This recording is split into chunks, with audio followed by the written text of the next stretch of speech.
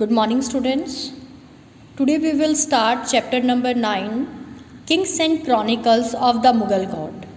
आज हमारा जो चैप्टर नंबर 9 है हम वो स्टार्ट करने वाले हैं, जो बेसिकली हमारे किंग्स एंड क्रॉनिकल्स है, मतलब जो राजा है और उनका इतिहास है उनके बारे में पढ़ेंगे। लेकिन वो राजा हैं कौन से उससे बिलोंग करते हैं डेंसिटी से, वो है मुग़ल डेंसिटी। उनके बारे में हम देखेंगे कि जो मुग़ल राजा थे उनके बारे में क्या क्या है और उनका जो कोर्ट है, उनका दरबार है, वहाँ पर किस तरीके का रूल रेगुलेशन चलता था, हम उनके बारे में डिस्कस करेंगे।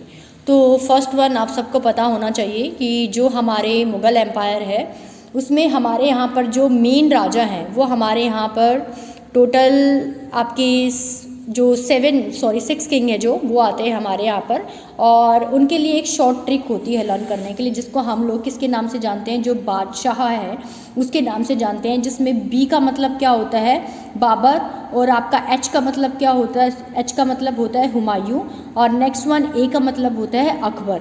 अकबर के बाद है जो उनके बेटे वो है जहांगीर, J4 जहांगीर, S4 आता है शाहजहाँ, SH है जो वो शाहजहाँ के लिए कंसीडर होता है, और जो A है उसके लिए हम औरंगजेब का यूज़ करते हैं। तो इस तरीके से जो बादशाह वर्ड है वो बेसिकली इन 6 राजाओं के बारे में बताता है। इनके बाद भी बहुत सारे राजा आए थे, लेकिन उनमें से कुछ ही राजा कुछ टाइम के लिए रूल करते थे, कोई 6 मंथ्स रहा, कोई 1 ईयर तक रहा, मतलब they are totally dependent on the luxurious life, बस उसी में अपना बिलीव करते थे, उन्हें कोई इंटरेस्ट नहीं था अपने एरिया को एक्सटेंड करने का। That's why we have consider the main 6 जो किंग्स हैं उनको ही कंसीडर करते हैं। और आफ्टर दैट जो सबसे लास्ट में जो मुग़ल एम्परर आएगा वो बहादुर शाह जफ़र आएगा, जो 1857 के रिवोल्ट में हेड माने जाते हैं।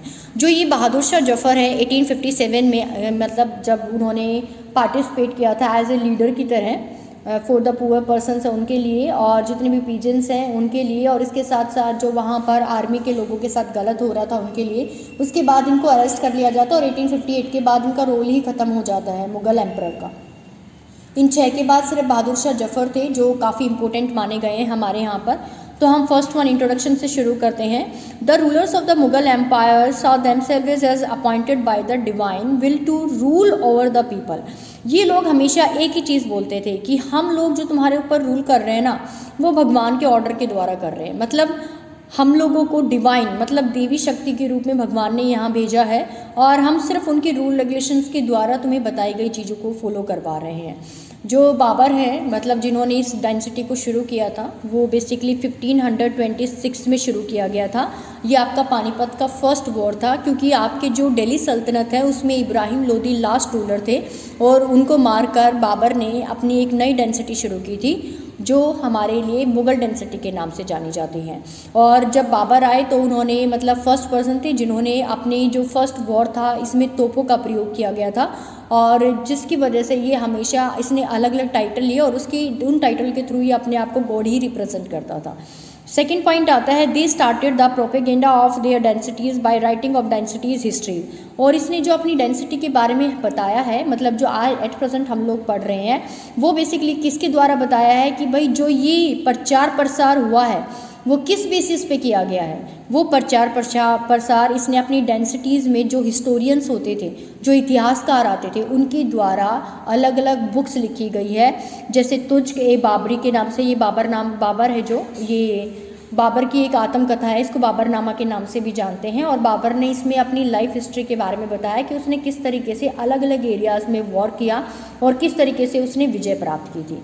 इसके अलावा अगर मैं बात करूँ तो the Mughal kings order to the court historians to write accounts. जो मुग़ल के जितने भी राजा आए टाइम टू टाइम, उन सब ने अपने कोर्ट में जो हिस्टोरियंस मतलब उनके दरबार में जो इतिहासकार आते थे उनको लिखने की अनुमति दी गई थी कि आप दरबार का सारा चित्र बताइए, दिखाइए कि यहाँ पर क्या क्या होता है। पिक्चर्स के थ्रू चीज़ों को दिखाया गया, जो मैं आपको आपकी बुक में दिखाऊंगी कि किस तरीके से वहाँ पर एक किताब खाना होता था और वहाँ पर बुक्स को लिखा जाता था, पिक्चर्स के द्वारा डेकोरेट किया जाता था, और हर एक पर्सन का अपना एक अलग रोल होता था।